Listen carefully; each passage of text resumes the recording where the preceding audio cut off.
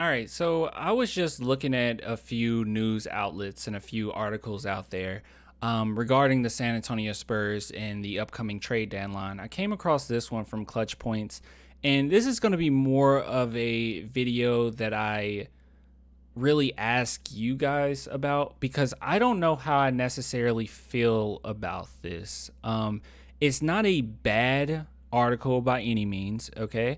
And obviously, you can see right here, there's some needs that we need to address by trade deadline. It's just a weird thing to talk about. And I just want to see what you guys or how you guys feel about it. I want some nasty. Are we having fun yet? All right, so before we talk about this, if you guys want to support the channel, clanthemerchfan.com, link in the description. I really do appreciate all the love. I know I say this all the time, but I really do appreciate it. This has blown up more than I expected, and there's been so many batches, so many shirts and merch that we've been able to get out to you guys. So I really do appreciate it. So thank you guys so much for all the love that you've shown. But yeah, I didn't want to cue the music until now. Thank you. All right, so let's go ahead and talk about this. So here we go. Let's go ahead and look at this. So this is, wait, I lost it. Here it is. Biggest need Spurs must address 2023 NBA trade deadline. All right, so I'm going to read through here and then I'm going to pose the question because I don't know how I feel about this. So this article is just talking about what the San Antonio Spurs need as far as their team right now.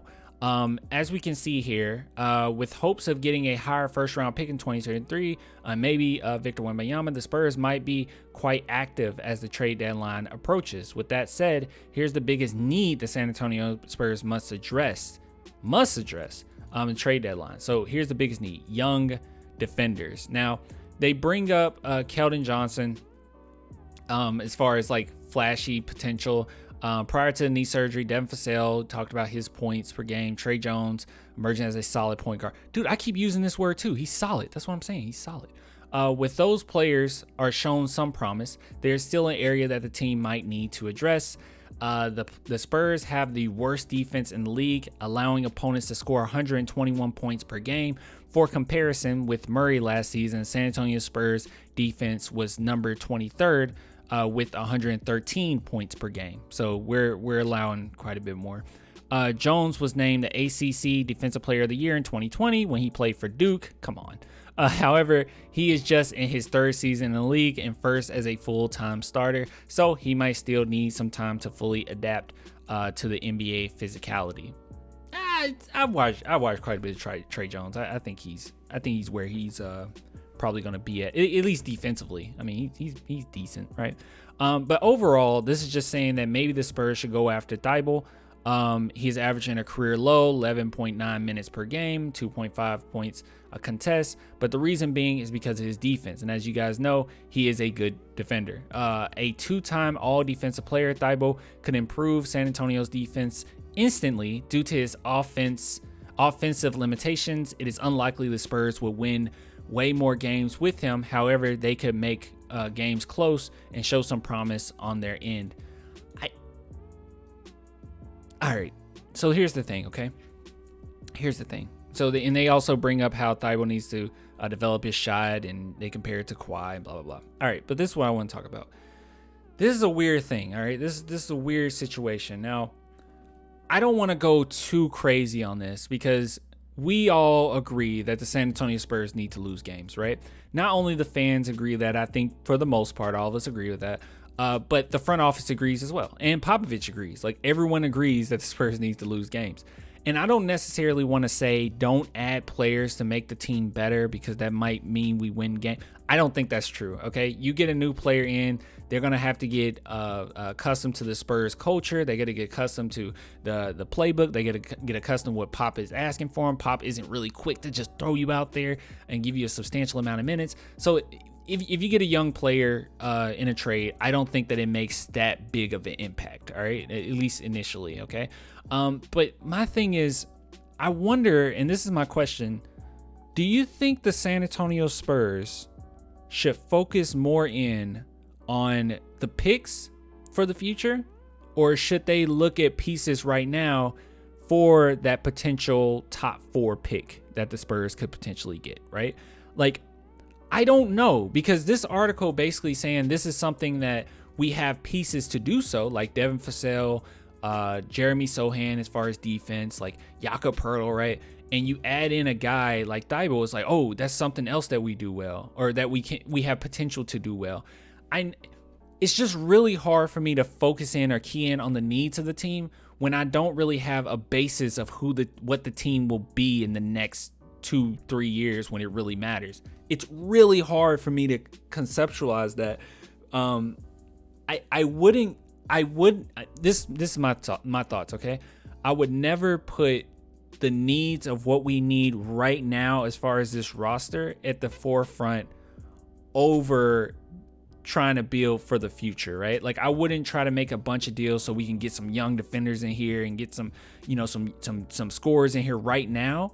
I would just more so focus on the picks, and that's where my thoughts would be. I just don't think about how we can make this team better right now. I think about how we can make this team better in the future, because right now doesn't mean anything. And how close this race is. This is another thing that makes me a little nervous about it. So let me bring this up. How close this race is in the NBA right now. Obviously, everyone is very close when it comes to trying to make the playoffs and getting their position in the playoffs. But also, it's very close with us competing for the bottom spot. I know that sounds sad being a Spurs fan, but it's true though. Like, if you see here, 13-30, and the Rockets are 10-31, right? And then you look over here at the East, the Hornets 11-32, Pistons 12-34. So they know what they're doing, and that race is really close. And while I'm not going to necessarily say we bring in some more talent and do, get all the needs that we need right now will make us win substantial amount of games, all I'm saying is I don't even know if I will want to do it if it made us win 1 or 2 more games. That's how close this thing is. So it's just, I don't know. It's just a really weird thing to talk about. I'm more so focused on the picks right now. I don't really care about who comes to the team. But I mean, maybe that is something you need to do both of, right? Like, look at what you need right now, because you're so poor at defense overall that you need to add those players. But in this article, they say, hey, maybe they can keep this thing competitive and still lose. In my opinion, I think the Spurs have already kept things pretty competitive. There's been many games where I said, what the heck? Like, we should have just got whooped there, and they made it a really close game. So, see, yes, go. Because, it might just be in my head. It's one of those things that you kind of got to look at the evidence for it. So, yes, see. We'll look at this, and then we'll get out of here. Yes, see. Let's see how close these games have been. So, this is us, right? All right. This is October. That's when we started off pretty nice. All right. So, you'll see the end of this. All right. So against the Golden State Warriors, obviously we got our butt whooped. But look at here, like Memphis Grizzlies, we lost by 6, right? And then you see here, 121-113. That's fairly close. 121-116, fairly close. We won this one against Detroit, which I hated that we did that. But 117-114, close. This is a complete butt whooping by Brooklyn. But yeah, you see what I'm saying? Like 30 points losing to Brooklyn, 30 points losing to Warriors. Yeah, those are like legit teams. The Dallas Mavericks, we lost by 126-125. So I just don't really know.